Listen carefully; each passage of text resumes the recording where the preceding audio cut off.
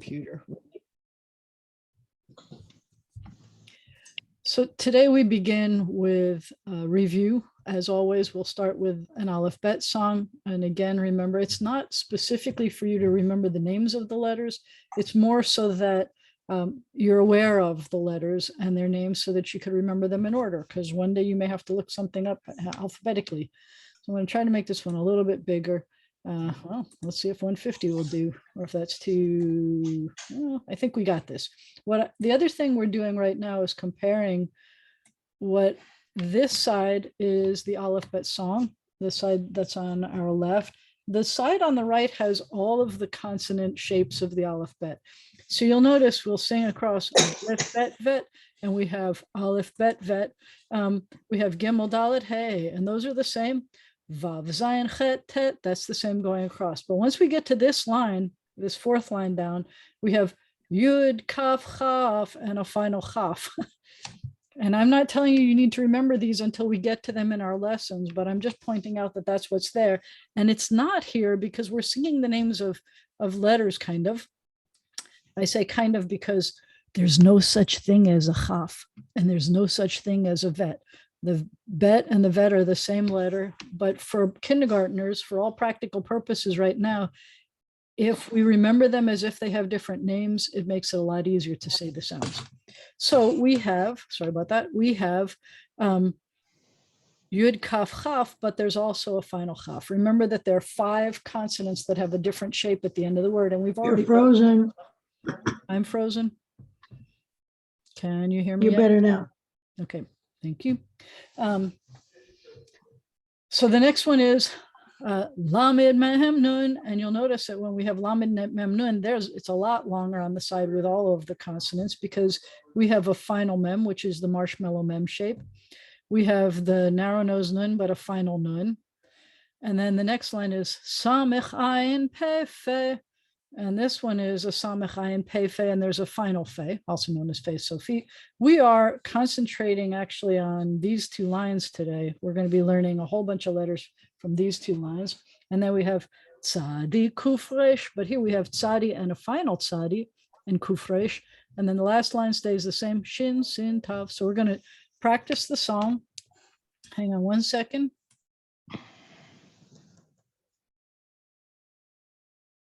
Uh-oh. Sorry, I muted myself so you didn't have to hear me say what I was saying, because it wasn't to you, it was to the other person in my house who is at the other side of the house, but being very loud. So, all right, ready? We're going to sing the song. You are welcome to sing along. Not everybody is muted. It sounds horrible. Everybody with the cacophony. I love the cacophony. I will sing both, but it's a good idea for you to practice singing, whether you're muted or not. Aleph, Bet, Vet. Aleph, Bet, Vet. Gimel, Dalet, Hey. Gimel, Dalet, Hey. Vav, Zayin, Chet, Tet.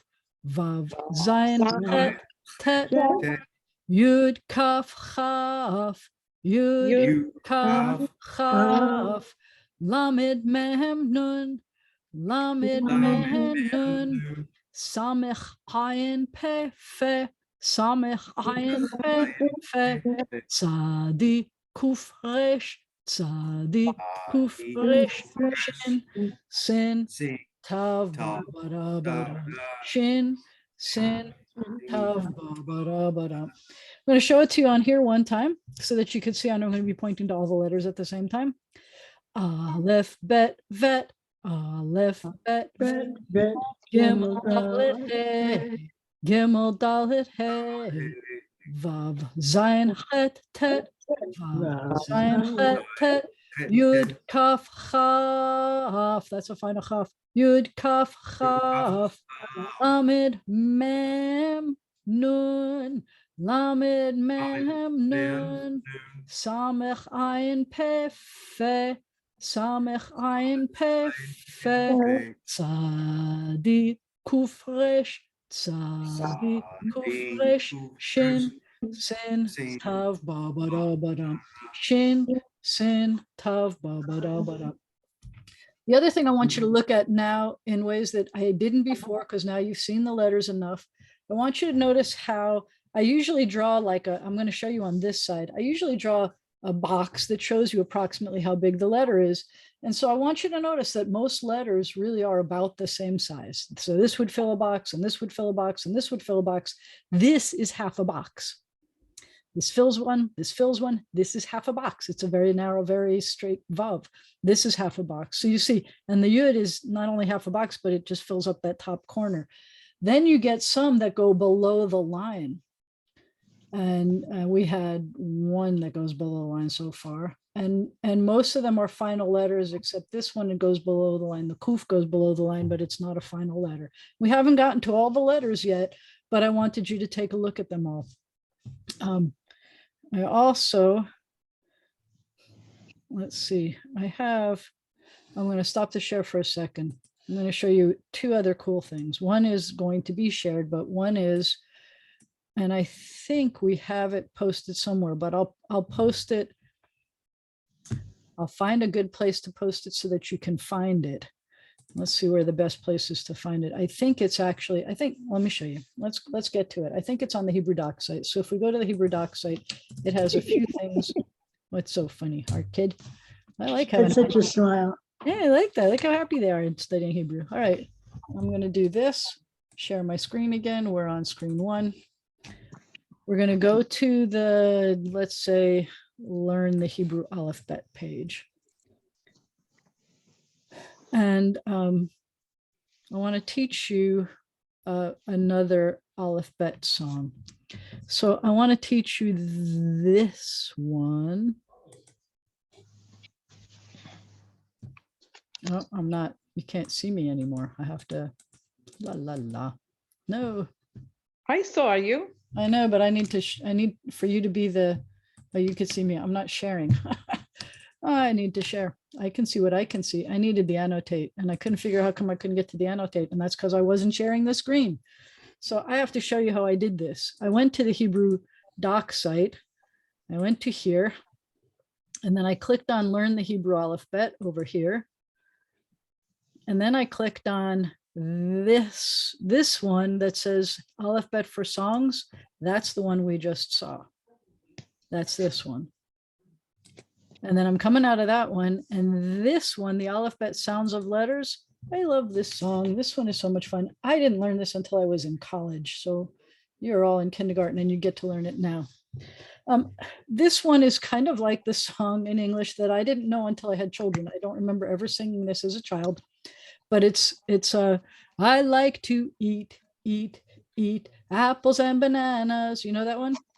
And then you change the vowels. So you say things like, take the long A. I like to eat apples and bananas.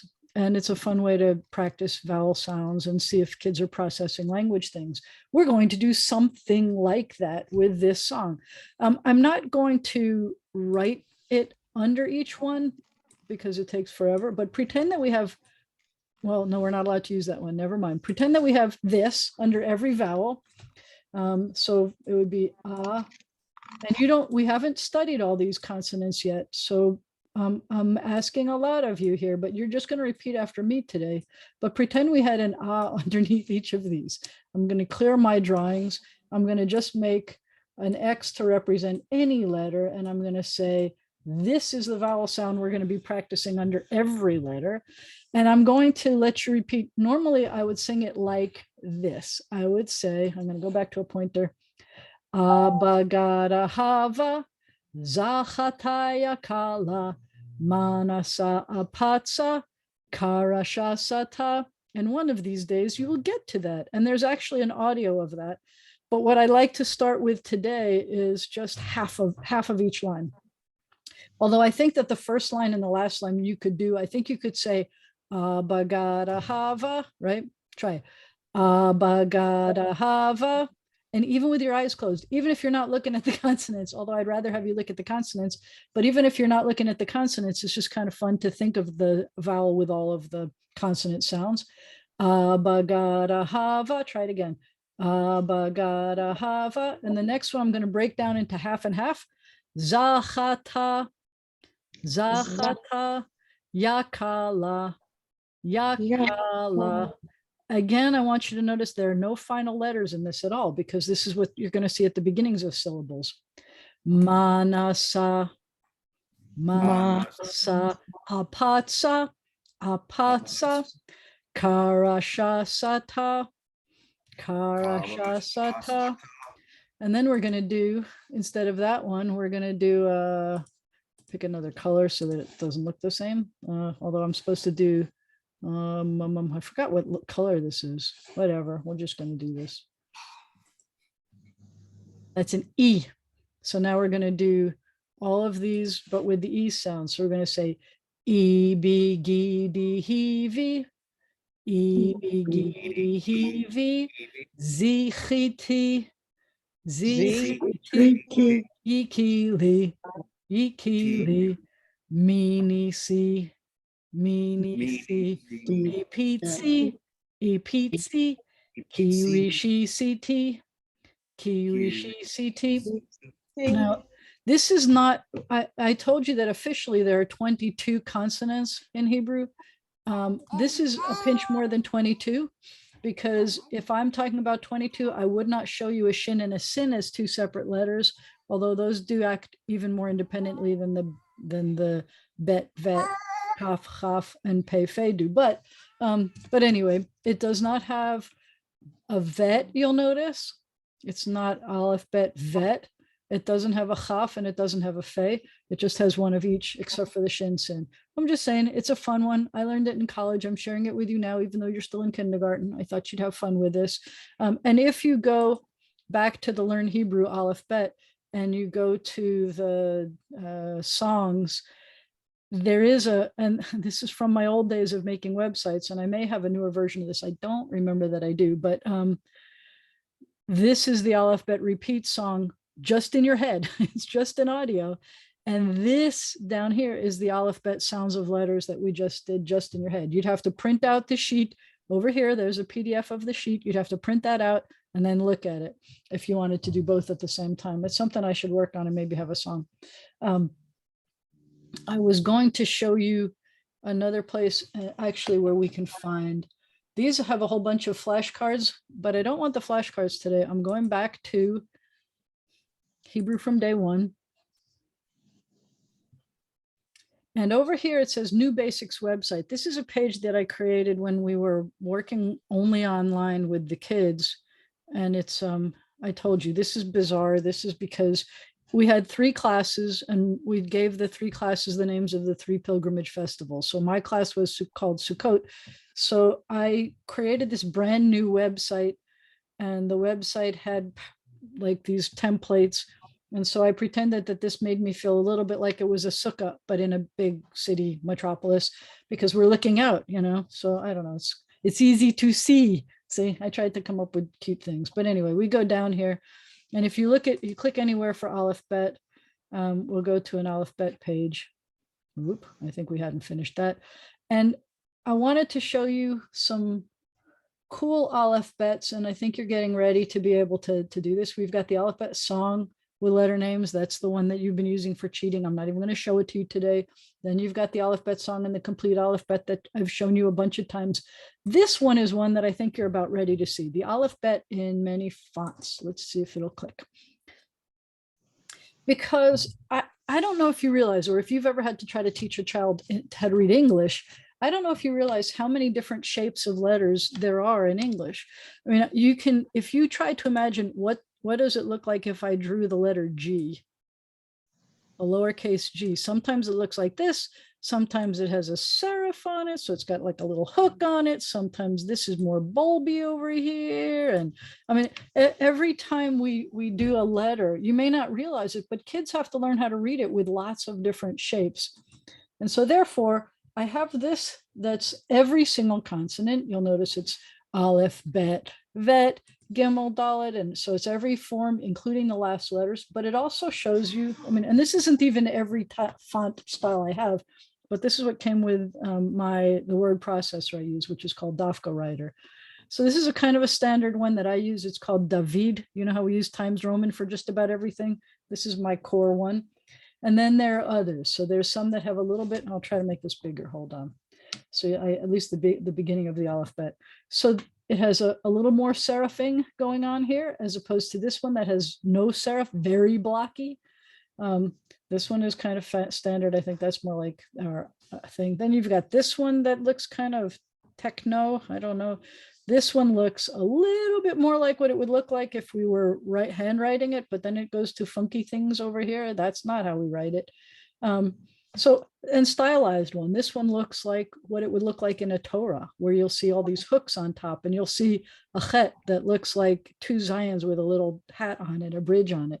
And that's what it would look like in the Torah. And then you get like fancy schmancy things like papyrus version of Hebrew. But I thought that you'd want to see that at this stage in your Hebrew career, even though we've only learned about half of the letters. I thought that you'd be happy to see that. There are flashcards, there are all kinds of things. Down here is another place where you can get to the cursive, how they write the letters, etc. There's information about all of that. I guess I'm trying to remember. I think there was one other thing that I wanted to do with you. Oh, there's one more chart that I have for you here. Nope. All right. This is good enough for now. Let's go to our Hebrew doc page, or not. Let's just come out of any of these things for a minute, because the more I have, I think the more I'm going to lag. So I'm going to go to the B'nai Zion page and take you to today's lesson with a review. And adult education, and you should know how to find this already. I probably shouldn't do this every time on here. Resource pages, slide down already. La la la. Go to the students only site. And if you wanted to practice, you can, there's lesson 1, 2, 3. I'm not doing the vowel aerobic with you for today. I'm going right to the fourth lesson. Fourth lesson only has 4 letters, which is why I didn't mind taking so much time playing with the alphabet today. And out of the 4 letters, it's kind of not really 4 whole letters. And I think that these are going to be easy for you to deal with. So as you know, if you click here, this is our complete text of the complete chapter. It may not be the best way for us to see it, but I am going to make this big enough so we can see. So supposedly already you can read these 2 lines. This with that number 1 there, that's what our first lesson was. These 3 words were the second lesson. Once we did lesson 3, we could read all of this. So I'm going to practice reading the lines that you've already had. So we should be able to read, and you can please stop me if you feel like you need us to review or focus on something. We have ba, re, shit, ba, ra, lo, him, et, ha, sha, mayim, v'et, haaretz, and that was lesson 3, but this is bet means it's sentence 2 of the Torah. Ve haaretz hayata to, you see that going over, tohu va vohu v'choshech. And as you know, because of a request, the practice video for this doesn't show you the trope marks also. I think that the trope marks are helpful. You're going to find it in the Torah. We're learning Torah. And I think it helps us to figure out where our accented syllables are and where our, how we phrase our words together. You'll notice down here, and I just think this is so cool. All of this, all of the outline letters, you can read all of those letters already. So when we're introducing new characters, I mean, look at how much there is of those new characters. And now you can read everything else here. And once we get to the next word, that's when we're going to have a new letter. And there are only 5 lessons for the first day of creation. And then the 6th lesson, we use the Decalogue. So we've almost learned every letter that exists in the first day of creation. But there are only 4 new letters for this. As you can see here, there's almost nothing new, and it doesn't come in most of it. Kind of cool. So let's take a look, the first one. Now, this is called the letter Ayin. So the word, the name of the word means your eye. And so it kind of makes a little bit more noise than your eye does. If you try to be a really noisy eye, nope, can't hear it.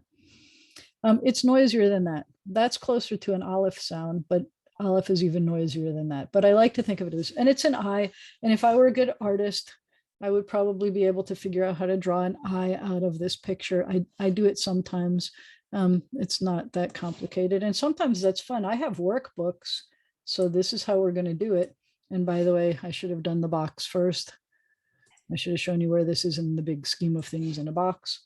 And the box is going to go here. It just fills up a box. That's my Ayin. But if I wanted to try to draw a picture, then I might put like an eyeball here, maybe. I don't know. It's easier to see when it's on its side, but it's still an eye. I'm just going to clear all that. That's distracting. I'm going to show you how to draw Ayins.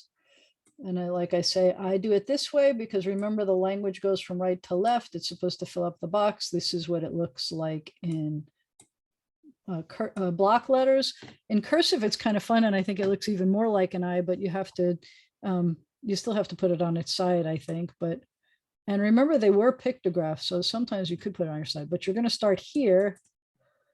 You're going to start here. No, it doesn't like to do just a dot. So I'm going to make it an arrow. You're going to start here. And you're going to just loop around, and don't tell me that it looks like anything else. I don't want to hear anything else you think it looks like other than an eye, because otherwise it's going to mess you up with the sound that it makes. So you have the block letters and then the cursive letters.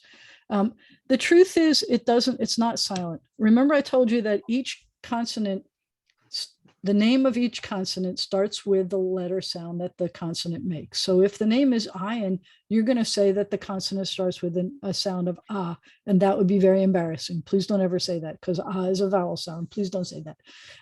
The sound that an Ayin makes, if you remember, the sound that an Aleph made is the sound of you closing your throat and opening it. It's not a really loud noise. It's something like that. Ayin is the same thing, except it is the voiced version of that. So in phonetics, the voiced version is if you shape your mouth in the exact same way, but sound comes out of your throat while you're doing it, that's the voiced version. So for example, if you make it, say p, p, p, p, that's p, p, p, p, p. Okay. And now if you're going to voice it, you make your lips do the same thing, p, p, p, but you make sound come out it, you do b, b, b. So p is the unvoiced version of the p, and b is the voiced version of that. Or you could have something like t, like a T sound, and the voiced version t, t, t, is d, d, d, that your mouth is doing the same thing, but you now have your vocal cords engaged when you're doing it. Imagine though that you have an essentially quiet sound, like closing your throat and opening it, like Aleph. And then you tried to get some sound out of it. So it's going to sound like this. I'm reaching down to my microphone so you might hear better. It's going to sound like ah, ah, ah, like you close your throat and open it, ah, like you're going to choke to death. It is called a guttural because the guttural part of your mouth is that back of your throat back there. And it is one of the gutturals, and the gutturals are all essentially quiet, silent kind of sounds. You can think of it as silent, though. You don't ever have to say it like that. Remember that the Yemenites will always pronounce their ayin every single time. Remember that many Arabs or Jews from Arab-speaking countries will pronounce their ayin because that's a sound that's in Arabic, and it's important to be able to do the two. So for example, here's when it becomes important to know that there's a difference and why some people try to make the difference. The word al and the word al mean two different things. So one means on or upon, and one means don't. And so if there is a distinction between two, one that's the voiced one and one that's the not, some people may find it important to say the difference. But the reality is, in context, everybody will know what you mean if you say the difference between on, upon, or not. But anyway, let's get back to this lesson. We can practice, if you'd like, the ayin with all of the vowels. So this is going to sound like ah, ah, eh, e, e. I know you lost me for a minute. I know you did. I'm back again though, right? All right, we can start at the beginning. Ah, ah, e, e, O, O, U, U. And then because it's a guttural, because the gutturals are the ones that are the essentially silent letters, it's the 4 guttural letters, Aleph, He, Chet, and Ayin, that when we put a moving schwa under it, we have to have that auxiliary vowel. So they're going to always be composite vowels. Does that matter to you? In the big scheme of things, the only thing that matters to you right now is if you see this combination, it's going to sound like and this one is going to sound like and this one is going to sound like oh. That's the only thing you have to worry about. There will come a time when you will be able to predict that these are going to need to be there, but right now you don't have to worry about it. Let's take a look at some real vocabulary words. I'm going to make these bigger so it's easier for you to see. You probably know this word. You probably know at least one song that uses this, possibly. This, to say a nation or a people, like the nation of Israel, the people of Israel, is Am Yisrael. So this is Am with a marshmallow mem at the end, with an Am is nation or people. You know, Am Yisrael, Am Yisrael, Am Yisrael, Chai, Am Yisrael, Am Yisrael, Am Yisrael, Chai. You know that one? The people of Israel live. That's a good standard song.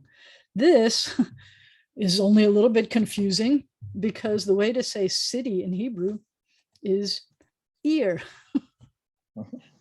So I bet you could write a good story about that. And when you go to summer camp, they have this thing I've told you about that they say to the kids, Ivri daber Ivrit.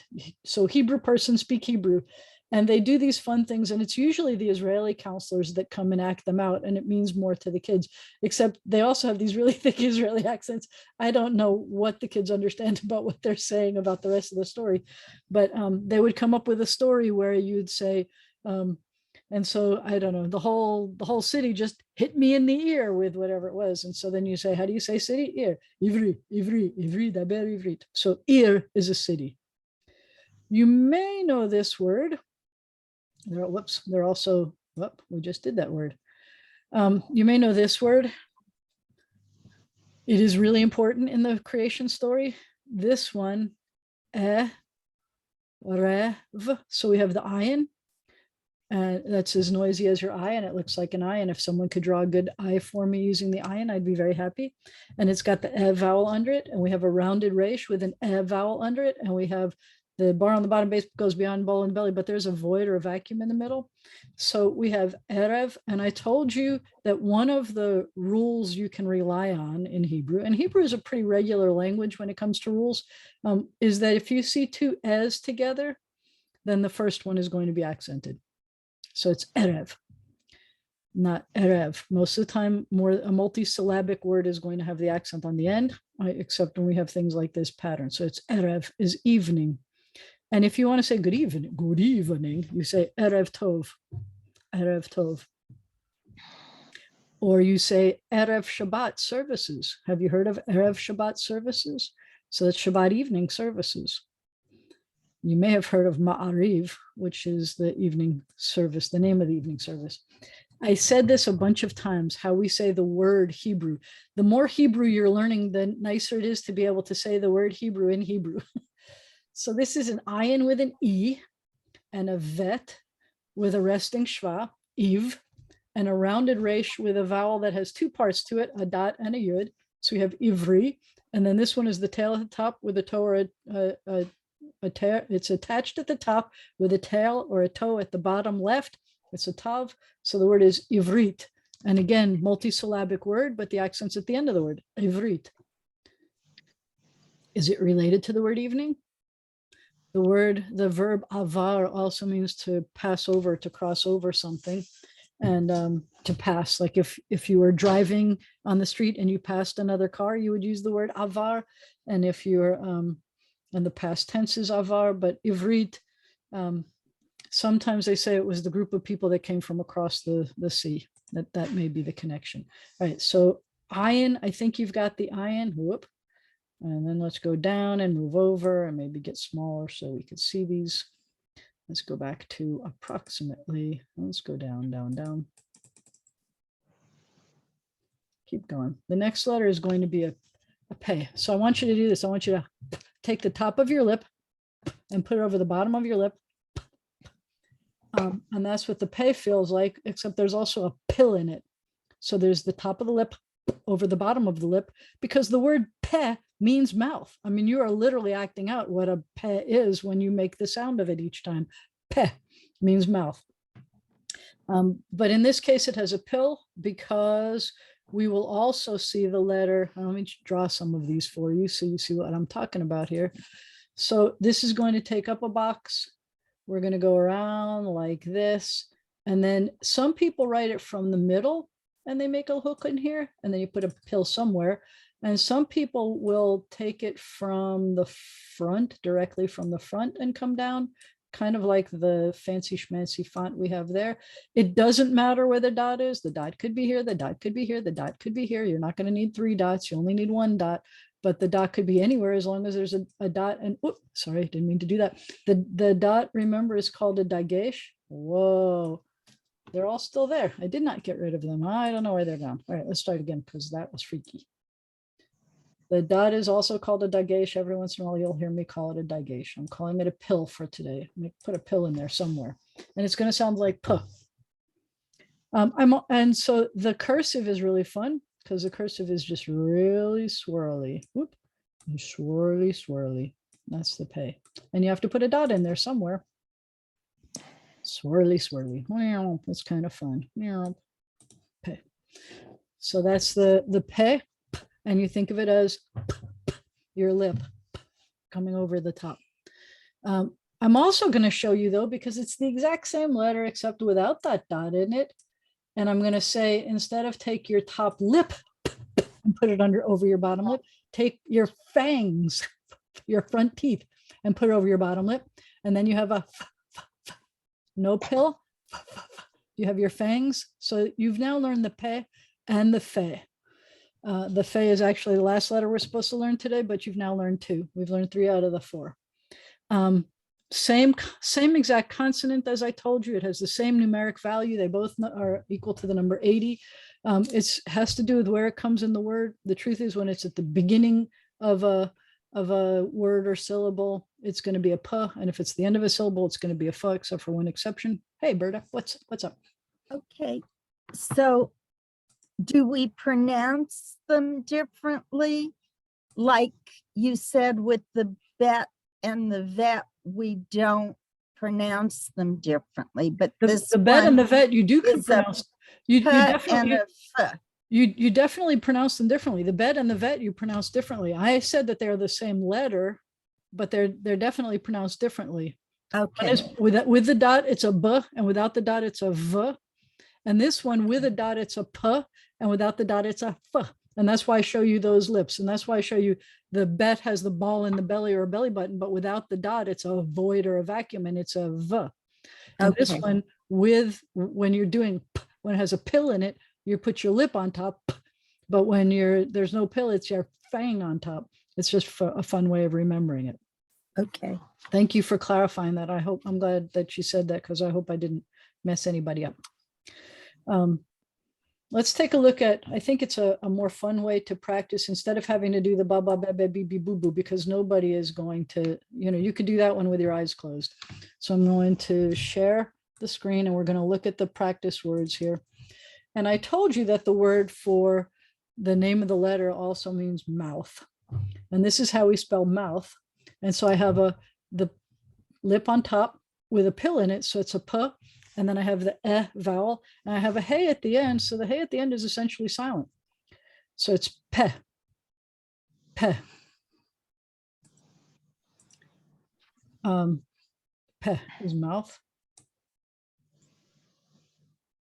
And then we have this, which is a Pheh with a moving schwa underneath it. How do I know it's a moving schwa? Even if you don't know anything, and I'm not teaching you any of that grammar yet, but if it's at the beginning, I'm unstable. You have a Pheh with a moving schwa under it. How do I know it's a moving schwa? You don't have to know any grammar. I'll teach you the grammar at some point, but you don't have to know that grammar yet to know that if it's the beginning of a word, it's moving. You can't stop when you get to the beginning of a word. You have to keep going. So it's going to be a P and not a P. So it's P, and then we have a rounded resh and an E, Paris. So we have Paris, Paris. And that's fruit. You may know Bore Puri Hagafen, creator of the fruit of. So the word pri can mean fruit and it can mean fruit of. In this case, for Bore Puriha Gahafen, which we're used to singing on Friday nights for Shabbat or holy days. When we start a special day, we do it with wine, our symbol of joy, or grape juice, our symbol of wine. And so Puri is fruit, but sometimes you'll see a blessing where it says Bore Pri Ha'adama, creator of the fruit of the ground. And that means you might be eating a potato or a carrot. Or it may be Bore Pri Ha'etz, creator of the fruit of a tree. Or it might be, let's see, Ha'adama, Ha'etz. I don't know how many or more do we have? We got bunches of fruit type things, but that's the word fruit. Then we have one of my favorite words. A lot of the names of animals are onomatopoetic, like Snuffleupagus. No, not like Snuffleupagus. That was a joke. That's just because Snuffleupagus was here before. But this is it's kind of the sound that the butterfly wings make. You have a Pheh, you have par. I'm trying to get my pointer back, but it's not letting me point. All right, so we have par, par. And this is a good example of arresting schwa because it has to stop. You're in the middle of the word, par, par. So that's arresting schwa. You could potentially have a word without that marker in there. It would sound the same, but you have to have a marker under every consonant in a word, except for the last one, par par. So you can imagine that's kind of the sound that a butterfly makes, par par par par. I like that one. And then that's all we have for this one. But let's go to this. Hopefully I'm not using any words you can't. Whoa. So this is what happens when we don't have the pill in it. We have a Pheh. And sometimes I'll write it PH because it reminds you that the P and the F in English are, those sounds at least are somewhat connected even in English. Otherwise we wouldn't have a PH becoming a Pheh sound. Strange, but true. All right, so then we have, we'll talk about where it comes in the actual words in the Torah, because that's really cool also. We're not doing much of that yet. But I wanted to show you, well, I'm making it bigger and bigger and bigger, bigger and bigger and bigger and bigger. All right, there we go. So to say in front of something, it could also kind of mean facing, is leaf nay, leaf nay. So there's it's a resting schwa in the middle of it, leaf nay. So we have the tallest letter goes above the line. We have, it's not pointing anymore, leaf nay. Oh, well, you can't do this word, never mind. Because we didn't learn the nun, that's the next letter we're supposed to learn. Forget that. But for all of you who are either doctors or doctors in training, medical doctors, we have resh with an O vowel, so that's ro. And then we have the f with an e, and then the silent hey, rofeh is a doctor. But actually, I got to put it back to this. Let's go to this one. Okay, we did lifnei, which you can't do yet. But this one, if I change and I make this instead of, oh, please, it's not even letting me draw. You are being so mean to me. The way to say a female doctor is a rofa. Hebrew is still a gender-based language. I know they're working on it. I think that the neutral version right now is rofet. I hope that's not how it winds up because that sounds feminine to me too. And it's making me stressed, but that's okay. They're not consulting me. It'll be what it'll be. I'll try to deal with it or whatever. But Rofeh is a female doctor and Rofa is a female doctor. That means that the doctor's gender is male or female, not the patient's. It's not that a Rofeh only deals with guy problems. Then we're going to do this one, which is, you know, the expression about ashes to ashes and dust to dust. The word for ashes is efer or afar, efer. And this one, even though they're not identical as, they're both and whenever you have a word with I call it my principle, the accent's always on the first efel. So that's how we say dust. And I'm sorry about the one in the middle because we have one more letter to learn. And the one more letter goes like this. Whoop, find it. It's just too big. Let's just get it smaller.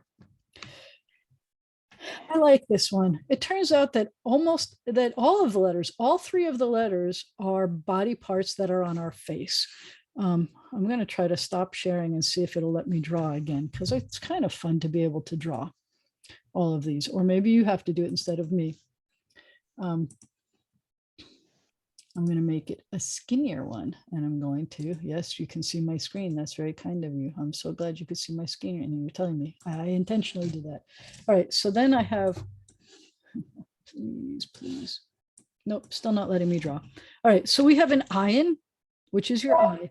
We have a Pheh, which is your mouth. And then we have this, which is not your nose, but I like to call this my narrow nose nun. And you're going to have to use your imagination, because I don't know why it's not letting me draw. Maybe. Oh, yeah. I tricked it into making me draw. Nope. It's still not letting me draw. Try again. Oh, it's a vanishing pen. What? I didn't know there was such a thing. It's a vanishing pen. What in the world is a vanishing pen? I guess it's a pen that you don't see, maybe, but it's not even letting me write anymore. I tricked it into doing the first part, and now it's not letting me do the rest of it. All right. I was trying to let you see that it's a narrow nose nun. So that's the nun. It looks like he's been in a couple of fights, and that's his nose. You'll notice the bottom. So a vav is very narrow and very straight. And you'll notice some people confuse the vav and the nun, because the nun is skinny also. It takes up half of the box. But I like to say that the nun has a nostril on it. Let's try this one more time, and maybe my things will go away. And maybe it'll let me share again and show you some pointy things, but it probably won't let me annotate. It's probably given up on my annotation. Yep, given up on annotation. It's okay, we'll survive. So let's take a look at these words. So a nun sounds like there's going to be a final nun shape. So this is a nun that's shaped from the, oh, I have a pointer. Woohoo! All right. You may know this blessing. You may know this word from blessings, because if you light candles for Shabbat, for Yom Tov, which is a holy day, which means Rosh Hashanah, Yom Kippur, the beginning and end of Sukkot, the beginning and end of Passover, and Shavuot. Those are the Yom Tov days that would require candle lighting at the beginning of it before the sun goes down, or Hanukkah, which can be done after the sun goes down. You will say a blessing that says Lahadlik Ner Shel, whatever the holiday is. And so this is the word for to light a candle, and the word is Ner. Ner. We even have some songs about it other than blessings, but Ner is a candle or a light. You may have heard the word, well, actually it's going to be there. So all right, so after candle comes, it doesn't scroll. So this is one that you may know from Yiddish. In Yiddish, it always comes with a squeeze on your cheek, and it says, what a shena punim. So you have to squeeze really hard until it hurts. And the word in Hebrew for face is panim, panim, panim. It looks plural, and it is plural. Panim is one of the words that it's always plural. You can't have one face. You always have lots of faces. And I think of it especially about like a child, like Caleb's little kid, because imagine a child, an infant in a crib, sleeping and waking you up at 2 a.m, and your face comes in. It does not look like the same face as what they see at 2 p.m. It's like, why are you doing this to me face? And then there's the face, and you've got all these faces that you show this child, and the child has to recognize them all as one face, as one person. It reminds me a little bit about, that river that you can't step in twice kind of. You'll never have the same face twice because it's a minute older, or, the hair is gone, whatever. But it's not one face. The word in Hebrew for face is faces, in a sense, panim. Panim. That's what's important, is can you read it? And I was about to tell you something about this word, and then I remember that it's on the vocabulary list here. So, or the practice reading list. You don't have to remember these words, but this one, we have a mountain or a mound or a mountain with the bottom missing and a missile on it, is the missile mountain mem with a moving shva. And I know it's going to sound like, because it's the beginning of a word. And then I have my narrow nose nun, and here's the nostril that I was telling you so much about. And there's an O vowel. And then we have the rounded resh and the ah with a silent hey. We have menorah. menorah, which is a menorah, which in English might be called a lamp, because it's true. It's any kind of lamp that you have. It's the kind that you see on the ceiling or the kind that's sitting by your desk. That's also a menorah. But when you think of menorah, you usually think of the kind that has many branches, either 7, like it tells us in the Torah portion. We're in the middle of building the tabernacle now where we are in our Torah portions. Or last week we heard about the having to build it all from one thing. Or it could be a Hanukkah menorah, but menorah is how you say a lamp. And then we have a name. So here's a name where we have no, o, me. There's a trick to this. Every time you see, now this is, it's the silent letters, it's the Ayin. Every time you see one of these with the composite O ones, the composite kamats, and there's a kamats before it, there's a rule that says they both have to be O's. So this makes Marla very happy. She was already saying them both the same way. So no, this word, what were you saying? Short O. Yeah, oh, yeah, no, oh, me. They always have to be O. So Naomi. So this is always going to be Naomi and or Naomi, however you pronounce either O or O, but it's got to be the same one. It's not going to be Na, O, me. So if you're asking sometimes, how do I know when it's going to be pronounced as an O instead of an A? This is one case. You're not going to see a lot of them, but whenever you see one of these where you have the composite shva with an O sound under it, if there's a kamats before it, they're both going to be Naomi. Why does it say Naomi? I don't know. In other languages, it's like Noemi. In Italian, the name is Noemi. I don't know why. But in Italian, the Ayin is sometimes pronounced Lemi. So there are lessons we can learn from our text. So I just wanted to give you any questions about those 4 consonants. Oh, I didn't show you how to make a nun because I wasn't allowed to draw in those yet. So let me show you how to make a nun.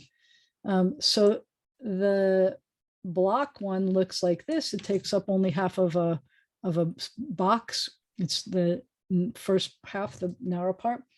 And I told you that to some extent, I like to think of this as like the bottom is like a nostril. La la la. That's a nostril. I told you it looks like it's on a face, and the face is going to look like this. Nami. So that's my nose, my narrow nose nun. In cursive, it's going to look like this. Let me show you the box, because usually in cursive, it's going to go below the line. I may need, let me see if I make this bigger. If I make this a lot bigger, come on, the other way, go the other way, go the other way, go the other way. Come on, bigger, bigger, bigger, bigger, bigger. There you go. Give me some white space. Really? Just go big, big, big, big, big, big, big. We finally got to 100%. All right, I'm going to clear what I wrote. I'm going to go down to where we were. But, all right, here we have a blank space. That's all I need was some kind of blank space. We're going to do this. We're going to do this. And I'm going to give you a square. So you can see what the cursive looks like, because the cursive is written in a few different ways. Sometimes it's written where it's in the box and it stays in the box, and it's not a full letter. It's only going to be like that. Don't say, what do you think it looks like in English? That would make me very sad. Sometimes it goes below the box. Some people always write it below the box.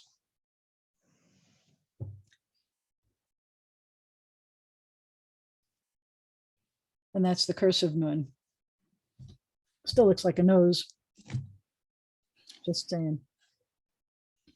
And then I wanted to show you what it says about our text. So far, we only have about 3 minutes, but I think you're going to love some of these insights, because we can now read all the way up to the fact that God created light. And we also have other words that are pretty cool here. So some of these are in here, are in the end of chapter 4, but we've already had Bereshit bara Elohim, which looks like it says in the beginning he created God. And then it says et, that means this is what was actually being created in the beginning. And we then know that this is actually the subject. In the beginning, God created, and we see that God is singular, but acts, it looks plural, but acts singular, that in the beginning, God created. What did God create? the skies, the heavens, ve'et haaretz, and the land. And then it says, and the land again, because there's a baby here. So we have to do a lot of repetition. And then we have all these words that sound like there's breathing going on. So we have v'haaretz hayata, tohu vavo. It's all breathing sounds. And the land was void and unformed. V'choshech, and darkness, which sounds like velvet kind of, and it's darkness and it's comforting and intimidating at the same time. And then we get to the new part. And so there's darkness, and then it says al panei tahom. I love this because it says there's darkness on the face of the dark. And so the word dark is tahom. It sounds really deep. It doesn't sound deep in Hebrew. In English, it sounds like beep. It doesn't sound deep at all. But in Hebrew, it's tahom. And I used to wonder how you could have darkness on the face of the deep, because it feels to me that if I had a hole and the hole just kept going down, it would get deeper, deeper. It would get darker the deeper it went. And I started to wonder, what if the darkness is really the part that's out there? Maybe it's like the universe part of the darkness, and maybe there's darkness on the face of it and we don't know what's beyond it. So I don't know what it means. I love the first day of creation because I don't know what it means exactly, because every word makes me listen to it and makes me think about it. So there's darkness on the face of the Tahom. And then it says, Viruach Elohim, and Va is and Ruach Elohim. And we see God being called Elohim again, consistently through the first creation story. We don't have the Yud He Vav He name at all.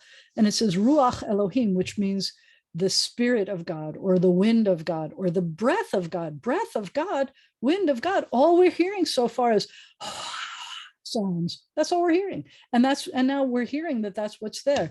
So it says, and the spirit of God, and then it uses the word mirachefet. Mirachefet means is hovering. And I have to remind you that there's no such thing as a present tense in Hebrew, in biblical Hebrew. Biblical Hebrew has no present tense, zero present tense. So it doesn't mean is hovering. It means it's a continuous action. It means was hovering, is still hovering, and will keep hovering forever and ever and ever. And so that's cool, first of all, to get something. I mean, in modern Hebrew, that would be our present tense, but not in biblical Hebrew. The other thing that's really cool about this is the word ruach, which means wind or spirit, can be masculine and it can be feminine. And for whatever reason, when God decided to tell the story about what happened at the beginning of the creation of the world, God said bara, which means he created, which is a masculine doing God. But when it talks about God's spirit, it's using a feminine form. When it ends in et, it's a feminine form.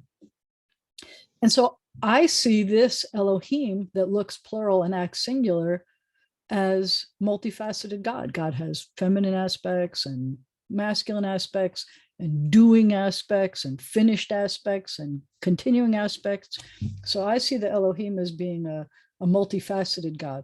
But it says, Viruach Elohim, and the spirit of God, or the breath of God, or the wind of God, mirachefet, is hovering, al panei hamayim, on the face. So we had darkness on the face of al panei tahom, and we have ruach al panei hamayim, and the spirit of God is on the face of the waters.